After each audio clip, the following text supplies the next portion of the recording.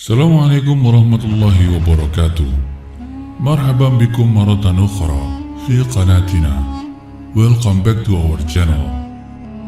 Pada video sebelum ini kita dengarkan proses pengenalan Sayyidah Khadijah dengan Nabi Muhammad SAW sebelum diangkat menjadi Nabi, yakni usia 25 tahun, hingga pernikahan yang disaksikan dua keluarga besar, dan khutbah nikah yang disampaikan oleh Waraqah bin Naufal. Dalam khutbahnya, Waraqah bin Naufal menyampaikan bahwa Muhammad bukanlah pria biasa, memiliki potensi besar untuk masyhur dan menjadi pemimpin besar. Usai prosesi pernikahan, Sayyidah Khadijah menyampaikan, "Wahai Al-Amin, bergembiralah. Semua harta kekayaan ini, baik yang bergerak maupun yang tidak bergerak, yang terdiri dari bangunan, rumah, barang-barang dagangan, hamba saya, semuanya menjadi milikmu. Engkau bebas membelanjakannya ke jalan mana yang engkau ridhoi." Apa yang disampaikan Sayyidah Khadijah sejalan dengan surat Ad-Duha ayat 8, "Wa wajadaka 'ailan fa'aghna." Dan dia mendapatimu sebagai seorang yang kekurangan, lalu dia memberikan kecukupan. Apa yang disampaikan Khadijah adalah bentuk totalitasnya sebagai pendamping, sebagai istri. Totalitas itu pula yang ditunjukkan ketika wahyu pertama turun. Sepanjang hidupnya bersama Nabi, Sayyidah Khadijah begitu setia menyertai dalam setiap peristiwa, suka dan duka. Setiap kali suaminya ke Gua Hiro, ia pasti menyiapkan semua perbekalan dan keperluannya. Seandainya Nabi agak lama tidak pulang, Khadijah akan melihat untuk memastikan keselamatan suaminya. Sekiranya Nabi khusyuk bermunajat, Khadijah tinggal di rumah dengan sabar sehingga beliau pulang.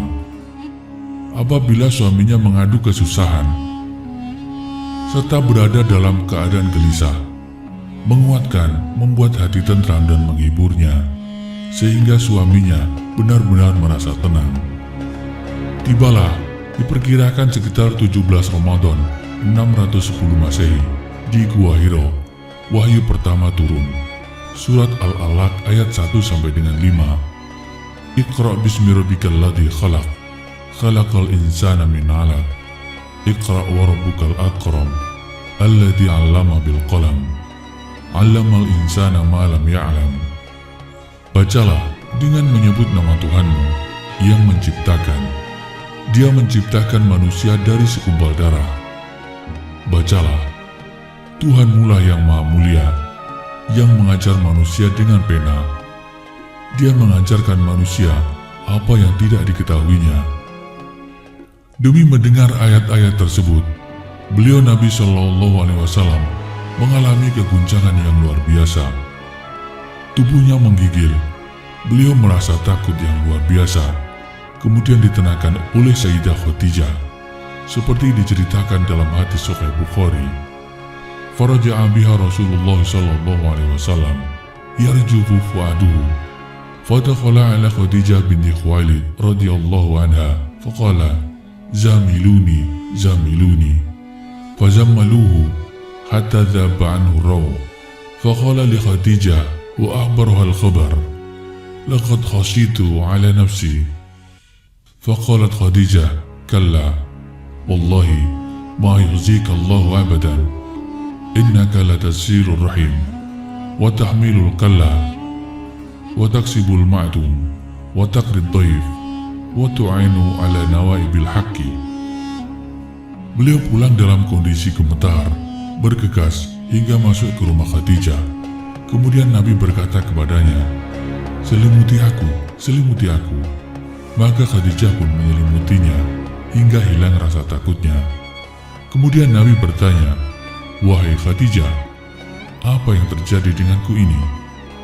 Nabi menceritakan kejadian yang beliau alami, kemudian mengatakan, "Aku amat khawatir terhadap diriku." Maka Khadijah mengatakan, "Sekali-kali janganlah takut. Demi Allah, dia tidak akan menghinakanmu selama-lamanya. Sungguh, engkau adalah orang yang menyambung tali silaturahmi, pemikul beban orang lain yang susah, pemberi orang yang miskin, penjamu tamu, serta penolong orang yang menegakkan kebenaran. Kemudian atas kejadian ini Rasulullah dibawa kepada Waraqah bin Naufal, paman Sayyidah Khadijah. Sayyidah Khadijah berkata kepada Waraqah, "Wahai paman, dengarkan kabar dari anak saudaramu ini." Waraqah berkata, "Wahai anak saudaraku, apa yang terjadi atas dirimu?" Nabi diminta Waraqah bin Naufal untuk menceritakan pengalamannya menerima wahyu pertama. Waraqah pun mendengarkan dengan tekun. Nabi menceritakannya. Usai mendengarkan Nabi, Waraqah bin Naufal berkata, "Walladzi nafsi biyadihi, innaka lanabiyyun hadhihi ummati, walaqad ja'aka an-namusul akbar alladzi ja'a Musa, wa inna qaumaka sayukadzibunaka wa yu'dzunaka wa yukhrijunaka wa yuqatilunaka." Demi Tuhan yang jiwaku berada dalam genggamannya, sungguh engkau adalah nabi umat ini. Telah datang kepadamu An-Namus yang pernah datang kepada Nabi Musa. Sungguh kaummu akan mendustakanmu, mengganggumu, mengusirmu, dan memerangimu.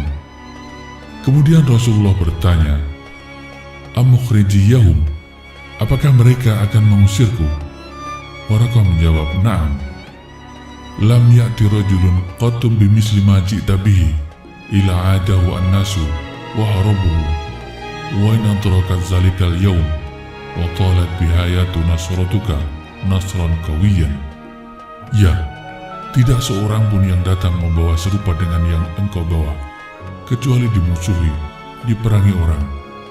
Kalau aku mencapai masa itu, usiaku panjang, niscaya aku akan membelamu dengan pembelaan yang kuat. Dan apa yang dikatakan oleh Waraqah bin Naufal tentang kenabian Rasulullah benar adanya. Di kelak kemudian Nabi mengalami sejumlah halangan dan rintangan dalam dakwah yang begitu berat. Dan selama hayat, Sayyidah Khadijah mendampingi, mendukung sebagai tulang punggung syiar Islam masa awal kenabian hingga akhir hayatnya. Dalam kitab Al-Busyra, detik-detik wafatnya istri tercinta Rasulullah SAW diceritakan dengan detail. Sayyidah Khadijah wafat pada hari ke-11 Ramadan tahun ke-10 kenabian, 3 tahun sebelum Nabi hijrah ke Madinah. Diriwayatkan ketika Khadijah sakit jelang akhir hayat, beliau sempat berkata kepada Nabi, "Wahai Rasul utusan Allah, tiada lagi harta dan hal lainnya yang bersamaku untuk aku sumbangkan demi dakwah. Andai selepas kematianku, tulang-tulangku mampu ditukar dengan dinar dan dirham, maka gunakanlah tulang-tulangku demi kepentingan dakwah yang panjang ini.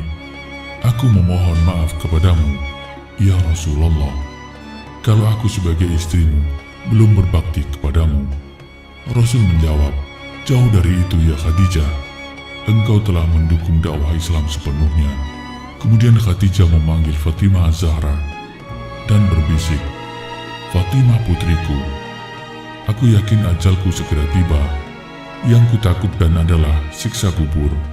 Tolong mintakan kepada ayahmu. Aku malu dan takut memintanya sendiri, agar beliau memberikan sorbannya yang biasa untuk menerima wahyu, agar dijadikan kain kafanku." Mendengar itu Rasulullah berkata, "Wahai Khadijah, Allah menitipkan salam kepadamu dan telah dipersiapkan tempatmu di surga." Tak lama setelah itu Khadijah mengembuskan nafas terakhirnya di pangkuan Rasulullah SAW. Rasul berkata di dekat jasad Khadijah, "Wahai Khadijah istriku, demi Allah, aku tak akan pernah mendapatkan istri sepertimu. Pengabdianmu kepada Islam dan diriku sungguh luar biasa. Allah Maha mengetahui semua amalanmu." 2/3 kekayaan kota Mekah adalah milik Khadijah. Tetapi ketika Khadijah hendak wafat, tidak ada kain kafan yang bisa digunakan untuk menutupi jasad Khadijah.